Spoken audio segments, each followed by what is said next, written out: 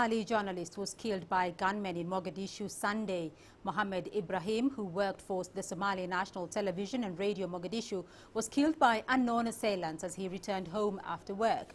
Mohamed is the fourth journalist to be murdered in the war-ravaged capital this year. His murder came a week after at least 30 people were killed by a car bomb, suicide bombers and gunmen at Mogadishu's law courts, and a car bomb explosion near the airport. The attacks were blamed on the Al-Shabaab, who afterwards warned of more to come. Let's get more details on the Somalia journalist and CCTV's Mohammed Rageh joins us live from the Somali capital, Mogadishu. Mohammed, another journalist killed there in Somalia, 4 journalists killed already this year. What are the reasons as to why the journalists have become prompt targets? Beatrice, first thing we need to acknowledge is that the general insecurity in the capital as well as in other parts of Somalia also affects journalists, and we know that out of the 4, one of them accidentally met his fate at a deadly explosion that targeted the Mogadishu's head of intelligence just 1 month ago. He happened to have been a passenger of a public service vehicle that actually met the impact of the explosion that targeted the head of intelligence of the Mogadishu region.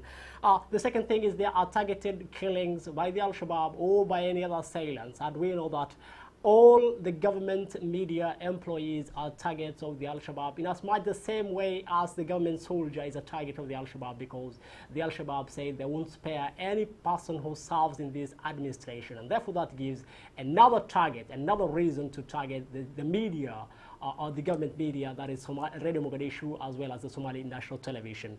One other aspect that is actually there but is mostly overlooked is the fact that there are reprisals from bad practice.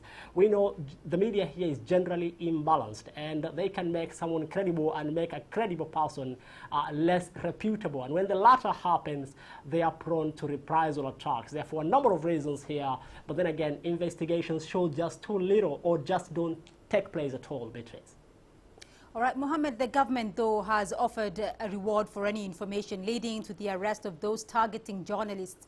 In view of the latest attack, though, is it right to say that this is actually not working? Absolutely, yes. Just 2 months, exactly 2 months after the government, the Prime Minister to be exact, announced that the government offers $50,000 for information, credible information leading to the arrest of anyone who has killed a journalist. We don't see any tangible results to this date. In fact, 3 journalists have been killed since the government gave out the offer of the $50,000.